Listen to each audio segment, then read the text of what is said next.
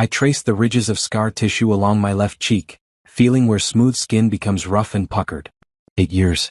8 years since the fire that changed everything, and still, my reflection startles me some mornings. My name is Lee Rim and I am 26 years old. Once I was told I was beautiful. Once, my 4 older brothers would ruffle my hair with genuine affection. Once, my parents looked at me with pride instead of poorly concealed disappointment. That was before. The fire happened on a winter night when I was 18. My brothers, Taejun, Minho, Jaesung, and Hyunwoo, had invited me to the old storage shed behind our estate. They said they wanted to show me something special, their voices warm with brotherly conspiracy. I went eagerly, stupidly, still believing in the bonds of blood. I don't remember much after the door locked behind me and the smell of gasoline hit my nostrils. Just heat. Unbearable, consuming heat. And screams, mine, that seemed to go on forever. They pulled me out eventually, of course. Couldn't let the youngest son actually die. But the damage was done. The left side of my face bore the brunt of it, a twisted landscape of melted skin that no amount of surgery could fully repair. My neck, my shoulder, all marked by their jealousy. Because that's what it was. Jealousy. I learned that later from whispered conversations I wasn't meant to overhear. My brothers, all alphas, couldn't stand that their omega younger brother was the one people called beautiful. Couldn't stand that father spoke of me with pride, that mother doted on me. So they took it from me. And my parents, when they learned the truth, did nothing. Said nothing. The family reputation was more important than justice for their burned son. After that, I became invisible. Hidden away in the west wing of our sprawling home, seen only by servants who pitied me with their eyes but never their words. My brothers went on with their lives, prestigious jobs, proper matches, the family legacy secured through them. And me? I became the family's shame. The scarred omega locked away like some gothic ghost. Until today. Lee Rim. My father's voice cuts through my thoughts. He stands in the doorway of my room, his expression as cold as it's been for 8 years. Come downstairs. We need to speak with you. I set down the book I've been pretending to read and follow him, my heart rate picking up. It's been months since they've summoned me for anything. In the dining room, my mother sits rigid in her chair, and my brothers lounge around the table like princes in their domain. Sit, father commands. I sit. The company is failing, he says without preamble. We need capital. Significant capital. Oh wait. This has nothing to do with me. I have no money, no prospects, nothing to offer. We've arranged a marriage for you, mother says, and my world tilts. To Kim Ryan. The name hits me like a physical blow. Everyone knows Kim Ryan. The alpha who runs half the city's underground and legitimate businesses with equal ruthlessness. The man they call the Ice King. The alpha notorious for 7 failed marriages and 10 omegas who broke under his coldness, who left his house as shells of who they'd been. He's offered a substantial sum for an omega spouse, father continues. And he's not particular about appearance. There it is. The reason they're willing to sell their broken son. The wedding is in 3 days, mother adds. You'll move to his estate immediately after. I should protest. Should rage against being sold like livestock. But looking around this table, at my brothers smirking into their wine, at my parents who can't even meet my eyes, I feel something unexpected. Relief. Fine, I hear myself say. I'll do it. Because anything, even marriage to a monster, has to be better than this house that forgot how to love me. The Kim estate is massive, cold, and modern, all steel and glass and sharp edges. Much like its owner, I imagine. I meet Kim Ryan for the first time on our wedding day. The ceremony is perfunctory, held in a sterile government office with 2 witnesses I don't know. When he lifts my veil, his face remains completely impassive as he takes in my scars. He's beautiful in that cruel, untouchable way. Sharp jawline, intense dark eyes, black hair swept back precisely. Tall, broad-shouldered, every inch the alpha. He looks at me the way one might examine a piece of furniture. Assessing, analytical, unmoved. I have rules, he says in the car after, his first words to me beyond our vows. His voice is deep, cold. You'll have your own wing. Don't enter mine without permission. Don't ask about my business. Don't expect affection or companionship. This is a transaction, nothing more. Do you understand? Yes, I reply quietly. Look at me when I speak to you. I turn my head, making sure he sees the full extent of my scarring in the afternoon light. His expression doesn't change. Doesn't flinch, doesn't soften, doesn't show disgust. Just, nothing. Good, he says, then doesn't speak to me again for the rest of the drive. Mrs. Choi, the head housekeeper, shows me to my rooms, a suite of bedroom, bathroom, and sitting room decorated in soft neutrals. It's beautiful and empty and lonely. Mr. Kim takes dinner at 8, she tells me kindly. You're expected to join him. Breakfast and lunch you may take in your room if you prefer. Does he prefer I join him for all meals? Her expression turns pitying. Mr. Kim prefers you follow the schedule, dear. Beyond that, he has no preferences about you at all. The first week passes in a blur of isolation. I see Ryan only at dinner, where we eat in silence across a table that seats 20. He arrives exactly at 8, leaves exactly at 9. Never asks me questions, never offers information about his day, never looks at me for longer than necessary. I learn his patterns from observation. He rises at 5, works out for an hour, leaves for his office by 7. Returns at 7:30. Works in his study after dinner until late. Weekends show minimal variation. It's like living with a particularly handsome robot. On the 8th night, I decide to break the silence. How was your day? I ask as the first course is served. He looks up slowly, those dark eyes fixing on me. Fine. Did anything interesting happen? No. I was thinking. Don't. The single word cuts like a blade. I don't require conversation during meals. If silence bothers you, take your dinners in your room. Something in me snaps. Maybe it's 8 years of being treated as less than human. Maybe it's the absurdity of being sold to a man who can't even pretend basic courtesy. I'm not asking for your life story, I say, my voice sharper than I intend. Just basic human interaction. Is that truly too much? His eyes narrow dangerously. You were informed of the terms. If you're dissatisfied, the door is available. And go where? I laugh bitterly. Back to the family that sold me? Out onto the streets with these scars and no prospects? We both know I have nowhere to go. You bought yourself a trapped audience, congratulations. I expect anger. Expect him to lash out or throw me out or something. Instead, he just studies me for a long moment, something flickering in those cold eyes that I can't identify. Eat your dinner, he finally says. And in the future, keep your observations to yourself. But the next night he asks, how was your day? It's stilted, clearly forced, but it's something. A crack in the ice. Weeks turn into months. Our dinners remain mostly silent, but occasionally he asks questions. What book am I reading? Do I need anything? Am I comfortable in my rooms? I learn things about him too in small pieces. He takes his coffee black. He hates mushrooms but won't send back a dish containing them, just eats around them. He works constantly because I suspect he doesn't know how else to be. He never touches me. Never enters my wing. We are married in name only and he seems to prefer it that way. I'm not sure what I prefer anymore. One night, 3 months into our marriage, I find him in the library, a room I've claimed as my sanctuary. It's late past midnight and I couldn't sleep. I don't expect anyone else to be there. He's standing by the window, drink in hand, still in his work clothes but with his tie loosened. He looks tired. Human in a way I haven't seen before. Sorry, I say automatically, turning to leave. I didn't know you were here. Stay. The word stops me. You use this room more than I do anyway. I hesitate, then move to the shelves, acutely aware of him watching me. I select a book, poetry, one I've read before, and settle into my usual chair. He doesn't leave. Just stands there looking out at the night. Why did you agree? He asks suddenly. You could have refused. Run away. To where? I touch my face unconsciously. I'm a scarred omega with no money and a family that wants nothing to do with me. You were my best option. That's bleak. That's honest. I pause. Why did you agree? You clearly don't want a spouse. His jaw tightens. I have my reasons. The mysterious Kim Ryan, I murmur. 7 failed marriages. 10 broken omegas. Should I be afraid of you? He turns to look at me fully, and there's something raw in his expression. Perhaps. I break everything I touch eventually. Well, I say softly, I'm already broken. Maybe that makes me safe. Something shifts in his face. He crosses the room and I force myself not to flinch as he approaches. He stops close enough that I can smell his scent, pine and smoke and something darker, and reaches out slowly. His fingers trace the edge of my scarring, feather light. It's the first time anyone has touched my face in 8 years without medical necessity. Who did this to you? His voice is low, dangerous. Does it matter? Yes. I don't know why I tell him.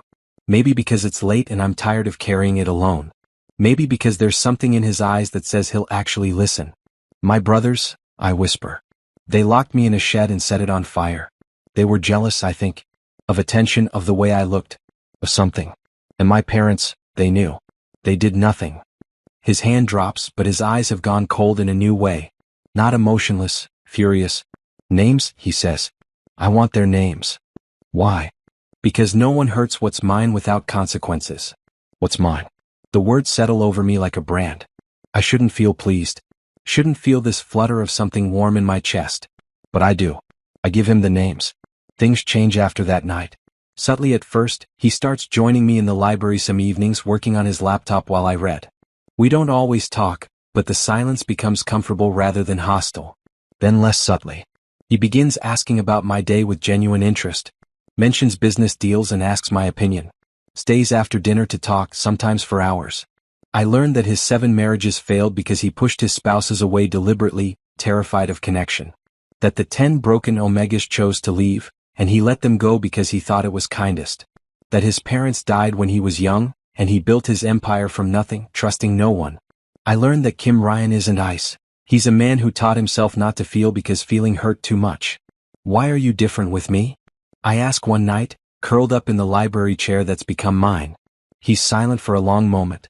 Because you don't expect anything from me. Don't want anything except basic decency. And because. He stops, something vulnerable crossing his face. Because you see me. Actually see me, not just the reputation. I see you, I agree softly. You see me too. Not many people do anymore. He rises from his chair and crosses to me, kneeling down so we're at eye level. I see someone beautiful, he says, and my breath catches. Inside and out. These scars. His fingers trace them gently. They just prove you survived. That you're stronger than the cruelty that tried to break you. Ryan. Let me finish. His hand cups my unscarred cheek. I don't know how to do this. Relationships, feelings, any of it. I'll probably fuck it up. But I want to try. With you. If you'll let me. I should be cautious. Should protect myself. But looking into his eyes, seeing that rare, fragile hope. Okay, I whisper. Let's try. He kisses me then, soft and careful, like I'm something precious that might shatter. His lips are warm against mine, gentle but firm, and I feel 8 years of loneliness crack open inside me. When he pulls back, he rests his forehead against mine. Your room or mine? Yours, I breathe. I want to see where you live. His bedroom is surprisingly warm, dark woods and soft fabrics, lived in a way the rest of the house isn't. He leads me to the bed and we tumble onto it together, a tangle of limbs and renewed kisses. We can stop any time, he murmurs against my throat. Just say the word. Don't you dare stop. He chuckles, the sound rumbling through his chest into mine, and I realize I've never heard him laugh before. I want to hear it again, want to catalog every expression I've never seen on his usually stoic face. His hands are everywhere, sliding under my shirt, tracing my spine, cupping my hips. When he pulls my shirt over my head, I tense slightly, expecting disgust at the scarring that extends down my shoulder and across my collarbone. Instead, he kisses every inch of ruined skin, lips soft and reverent. Beautiful, he whispers against my shoulder. So fucking beautiful. I pull at his clothes with shaking hands, desperate to feel his skin against mine. He helps me and then we're both bare, pressed together from chest to hip. His body is all hard muscle and warm skin, and I can feel his arousal pressing insistently against my thigh. I want you, I gasp as his hand wraps around me, stroking slowly. Ryan, please. I've got you, he promises, reaching for supplies in his nightstand. I'll take care of you. He prepares me carefully, fingers slick and patient as he works me open, kissing me breathless all the while. By the time he's positioned between my thighs, I'm trembling with need, my body singing with want. Ready? He asks, eyes searching mine. Yes. God, yes. He pushes in slowly, carefully, watching my face for any sign of discomfort. There's a stretch, a burn, but it's good, so good I might die from it. When he's fully seated inside me, we both groan, foreheads pressed together, breathing in sync. Okay, he asks through gritted teeth. Move, I demand. Please, Ryan, move. He does, pulling out slowly before thrusting back in, setting a rhythm that's deep and steady and perfect. I wrap my legs around his hips, urging him deeper, harder, more. His name becomes a prayer on my lips as he takes me apart piece by piece, his body claiming mine with every thrust. Look at me, he commands, and I force my eyes open, meeting his intense gaze. Want to see you. Want to watch you come undone. His hand wraps around me again, stroking in time with his thrusts, and it's too much, too good, I can't.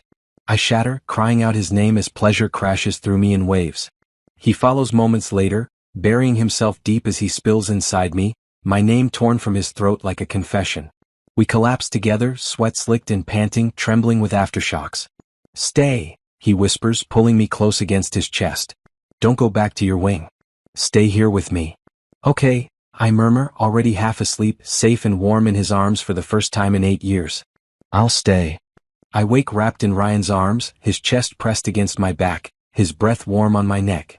For a moment I just lie there, marveling at the simplicity of it. Being held. Being wanted. Awake? He murmurs against my skin. What time is it? Early. Go back to sleep. But neither of us do.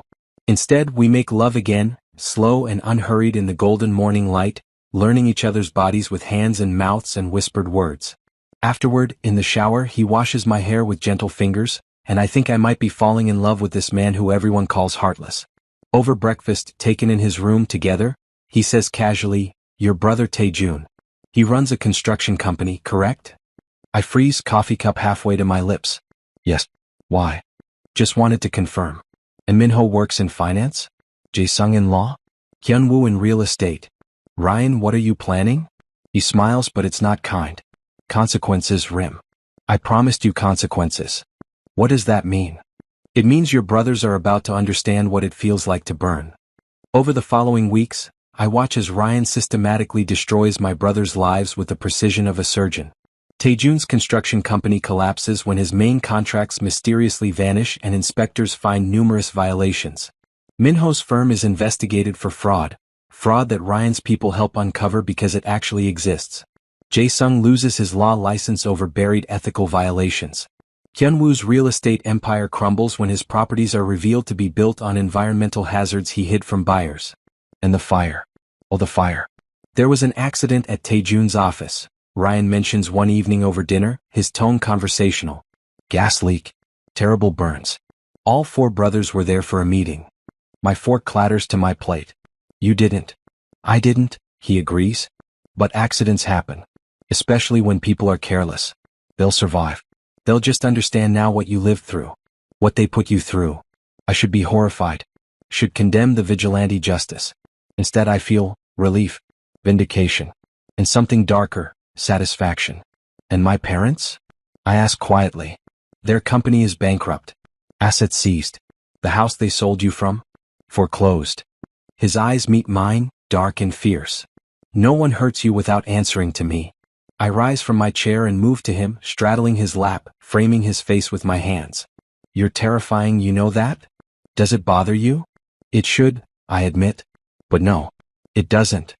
Good, he says, pulling me down for a kiss that tastes like possession and promise. Because I'm not done protecting what's mine. We make it to the bedroom this time, barely. Ryan presses me against the door, kissing me breathless as his hands work at our clothes. When we're bare, he lifts me easily and I wrap my legs around his waist as he carries me to the bed. On your stomach, he commands, and I shiver at the authority in his voice. I comply, and he positions himself behind me, hands gripping my hips as he enters me in one smooth thrust. This angle is deeper, more intense, and I muffle my cries in the pillow as he sets a punishing pace. Want to hear you, he growls, one hand fisting in my hair, gently pulling my head up. Don't hide from me. So I don't. I let him hear every moan, every gasp, every broken repetition of his name as he claims me thoroughly. His other hand slides beneath me, stroking in time with his thrusts, and when I come, it's with a scream that he swallows with a kiss as he positions us on our sides, never breaking our connection. He follows me over the edge, holding me close as we shake apart together. I love you, he whispers into my hair afterward, and my heart stops. I know it's fast, I know it's probably too soon, but I love you too, I interrupt, turning in his arms to face him. I love you, Ryan. Completely. His smile is radiant, transforming his usually cold face into something beautiful and warm in mine. Marry me, he says, then laughs. I mean, marry me again. Properly this time. With people who matter. With meaning. We're already married. That was a transaction. This is a promise. He kisses me softly. Marry me, Lee Rim. Choose me as I choose you. Yes, I breathe against his lips. Yes, absolutely yes. 2 months later I start feeling off. Nauseous in the mornings, exhausted by afternoon, emotional over the smallest things. Ryan notices immediately, hovering with concern until I snap at him to stop being overbearing. See a doctor, he insists. Please. I do, mostly to appease him. And that's how we learn I'm pregnant. I sit in Dr. Han's office, staring at the test results, trying to process the information. Pregnant. I'm pregnant. We've been together for 4 months, married for 6, and somehow I'm carrying his child. It's still very early, Dr. Han says gently. 6 weeks approximately. But everything looks healthy. I call Ryan from the car, my hands shaking. Rim? What did the doctor say? Are you all right? I'm pregnant, I blurt out. We're pregnant. Ryan, I'm carrying your baby. Silence on the other end. Long enough that I start to panic. Ryan. I'm coming home, he says, his voice thick. Stay there. I'm coming right now.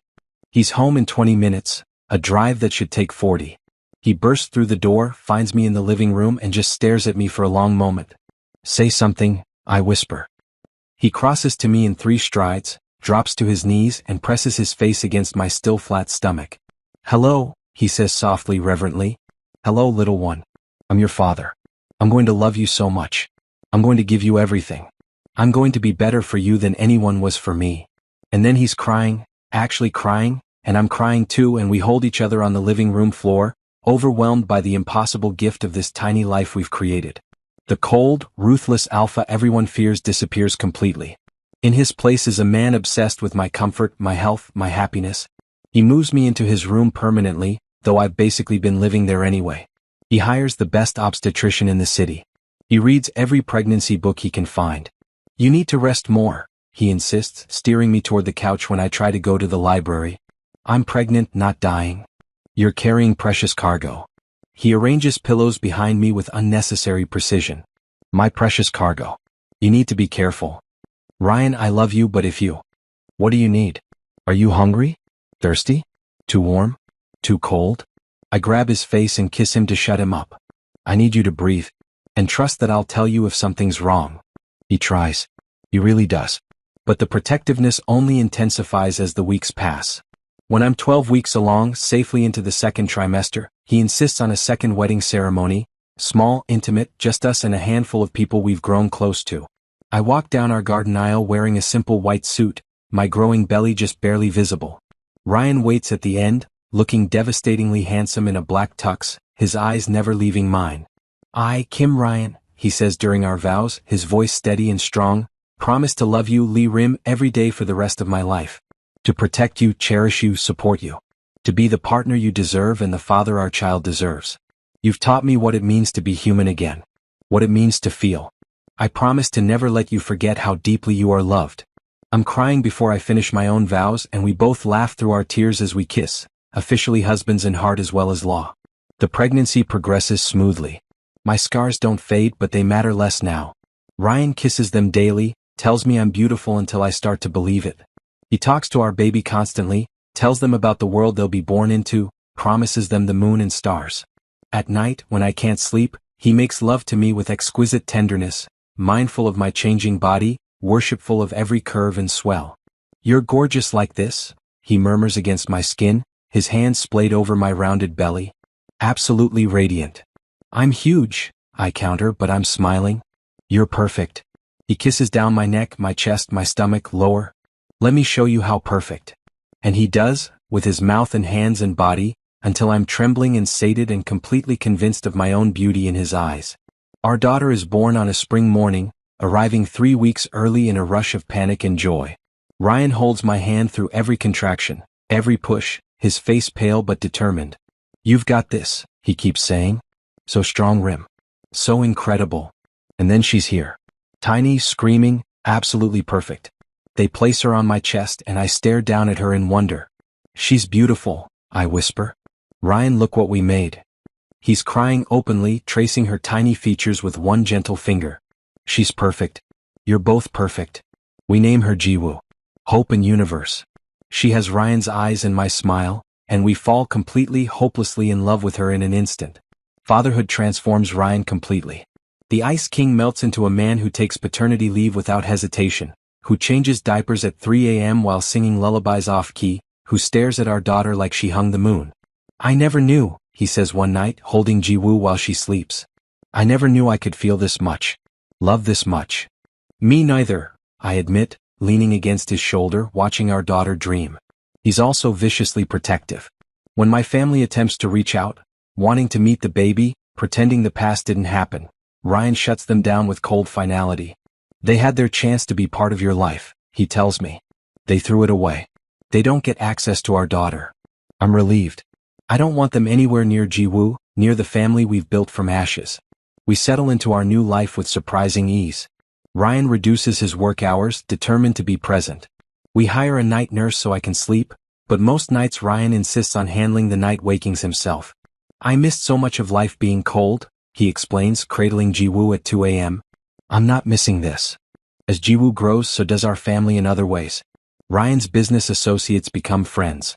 Mrs. Choi becomes a surrogate grandmother. The house that once felt like a beautiful prison becomes a home filled with laughter and warmth. One evening, when Ji-woo is 6 months old, I find Ryan in the library, our library, staring at the shelves with an unreadable expression. What are you thinking about? I ask, settling beside him with Ji-woo in my arms. About the man I was before you, he says quietly. Cold. Alone. Convinced I was better off that way. And now? He looks at me, at our daughter, and smiles. Now I know that I was just waiting. For you. For this. For a family I didn't know I could have. No regrets. I tease gently. Only one. He turns serious. That I made you wait 3 months before showing you I could be more than ice. That I wasted even a day not loving you properly. We have a lifetime now, I remind him. A lifetime of loving each other properly. Not long enough, he murmurs, kissing me softly. Eternity wouldn't be long enough. Ji-woo makes a noise between us and we both laugh, the moment sweet and perfect and ordinary in the best possible way. Later that night, after Ji-woo is asleep in her nursery, Ryan makes love to me with the kind of passion that hasn't dimmed despite sleepless nights and the chaos of new parenthood. We've learned to be quiet, to be quick when necessary, but tonight we have time. He undresses me slowly, kissing every inch of exposed skin, paying special attention to the scars he's convinced are beautiful. His touch is reverent, worshipful, and I arch into it, greedy for more. Still so responsive, he murmurs against my hip. Still so perfect for me. Less talking, I gasp as his mouth moves lower. More action. He chuckles against my skin, and then his mouth is on me and I forget how to think, how to breathe, how to do anything but feel. He takes his time, drawing out my pleasure until I'm trembling on the edge, and only then does he rise above me, positioning himself between my thighs. I love you, he says, sliding home in one smooth thrust. I love you so fucking much, Lee Rim. Love you, I manage, wrapping myself around him. Love you, love you, love you. We move together, a rhythm we've perfected over months of learning each other's bodies. When we finish, tangled together and breathless, I think about how far we've come. From a transaction to a marriage to a love story. From ice to fire to warmth. Thank you, I whisper into the darkness. For what? For seeing me. For loving me. For giving me this life. He pulls me closer, his lips against my temple. Thank you for staying. For thawing the ice around my heart. For teaching me how to be human again. 5 years later, Ji-woo starts kindergarten, and Ryan cries more than she does. We stand in the school parking lot, watching her skip into the building with her backpack nearly as big as she is. Our baby, he says mournfully. She's growing up. She's 5, not 15. But I'm crying too, so I can't really judge. We've added to our family since. A son, Min-jae, who's 3 and absolutely wild, and another daughter, Hannah, who's just a year old. Our house is chaotic, messy, loud, and absolutely perfect. Ryan never returned to being the Ice King. Instead, he's known now as the alpha who dotes on his omega husband, who leaves work early for school plays, who's been seen wearing princess crowns at tea parties. My scars are still there, of course. They always will be. But they're just part of me now, not the defining feature. I'm not the burned omega anymore. I'm Ryan's husband. Ji-woo, Min-jae, and Hannah's father. A person who survived and thrived and learned to love again. We never saw my family again. Heard they'd moved to another city trying to rebuild their lives. I feel nothing about it, no anger, no grief, no longing. That chapter is closed. Do you ever regret it? I ask Ryan that night after the kids are asleep. Marrying the scarred Omega your business partners probably mocked you for? He looks at me like I've lost my mind. Regret you? Regret our life, our children, our love? Rim, you are the best thing that ever happened to me. You saved me from a half-life of cold isolation. You gave me purpose, joy, family. If anything, I regret that I didn't find you sooner. Smooth talker, I tease but my heart is full. Just honest. He pulls me close, kissing me deeply. I love you. I will love you until my last breath and beyond. Forever. I murmur against his lips. Forever, he promises. And as we make love in the quiet darkness, our children sleeping safely down the hall, I think about the boy I was at 18. Burned, broken, convinced his life was over. He couldn't have imagined this. The happiness, the love, the family. Sometimes the best revenge isn't matching cruelty with cruelty. It's building a beautiful life with someone who sees your scars as proof of survival rather than shame. Sometimes the coldest alpha just needs the right Omega to teach him how to burn. Not with destructive fire but with the steady warmth of love. And sometimes, the broken Omega just needs someone to show him that broken things can be made whole again. Not fixed. Not erased. But loved completely, scars and all. I love you, I whisper into the darkness. I love you more, Ryan whispers back. And in this house full of laughter and love, with our children dreaming safely and our future bright before us, I finally, fully believe him. The house is finally quiet. Jiwoo is at a sleepover, Minjae passed out after an exhausting day at the park, and Hannah has been asleep for hours, her soft snores audible through the baby monitor. It's a rare gift, complete privacy, unhurried time, just the two of us. I find Ryan in our bedroom, fresh from the shower, wearing only sleep pants that hang low on his hips. Even after all these years, the sight of him makes my breath catch. He's reading something on his tablet, but sets it aside immediately when I enter. Kid's asleep. His voice is warm, intimate in the low lamplight. Finally. I close the door behind me, leaning against it. We have the whole night. His eyes darken with interest, that predatory alpha focus settling entirely on me. The whole night, he repeats, rising from the bed with fluid grace. What should we do with all that time? I pretend to consider, tapping my chin thoughtfully even as heat pools low in my belly. We could watch a movie. Catch up on sleep. Organize the garage. He's on me before I finish, pressing me against the door, his mouth hot and demanding on mine. I melt into him immediately, hands sliding up his bare chest to curl around his neck. He kisses me like he's starving for it, deep and thorough, his tongue sliding against mine in a rhythm that promises everything. Or, he murmurs against my lips, I could take my time reminding my husband exactly how much I worship him. That second option sounds better. I gasp as his mouth moves to my throat, finding that sensitive spot that makes my knees weak. Thought you might say that. His hands are already working at my shirt, pulling it over my head and tossing it aside. His palms slide over my skin, mapping territory he knows by heart but explores like it's new every time. When his fingers trace the scarred tissue along my shoulder, I don't tense anymore. Haven't in years. Because I know what's coming, the reverent kiss he presses to the damaged skin, the whispered words against my collarbone. Beautiful, he says like he always does. So fucking beautiful, Rim. You're biased, I manage, but my voice shakes as his hands move lower, unfastening my pants with practiced ease. Absolutely. He drops to his knees, pulling my pants and underwear down in one smooth motion. Biased toward the truth. Before I can respond, his mouth is on me, hot and wet and perfect, and coherent thought becomes impossible. My head falls back against the door with a soft thud, one hand tangling in his dark hair as he takes me apart with lips and tongue and the occasional graze of teeth. Ryan, I gasp, hips flexing involuntarily. God, you're going to, I can't. He pulls off with an obscene sound, looking up at me with blown pupils and swollen lips. Not yet. Wanna be inside you when you come. He rises smoothly, lifting me like I weigh nothing, another thing that still makes my stomach flip after all these years, and carries me to our bed. He lays me down carefully, following me onto the mattress, covering my body with his. We kiss for long minutes, unhurried despite the urgency building between us. His weight pressing me into the mattress is perfect, grounding, the solid reality of him against me chasing away any ghosts of the past. Love you, I breathe between kisses. Love you so much. Show me, he challenges, that rare playful glint in his eyes. I hook my leg around his hip and use his momentary surprise to flip us, settling myself astride him with a grin. Bossy alpha, I tease, running my hands over his chest, feeling the steady thunder of his heartbeat beneath my palms. You're alpha, he corrects, hands gripping my hips. Only yours. Mine, I agree, leaning down to kiss him again. All mine.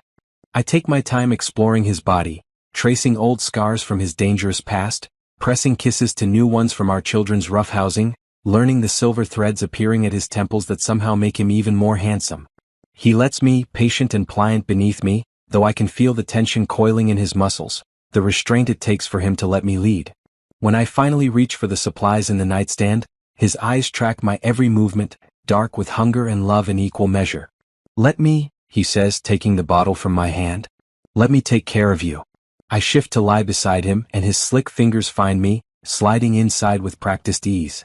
He knows exactly how I like it, the angle, the pressure, the rhythm that makes me writhe and beg. He adds another finger, stretching me carefully, thoroughly, his mouth on my throat swallowing my desperate sounds. Ready for me? He asks, though he already knows the answer from the way I'm trembling, pushing back against his hand. Always, I gasp. Always ready for you.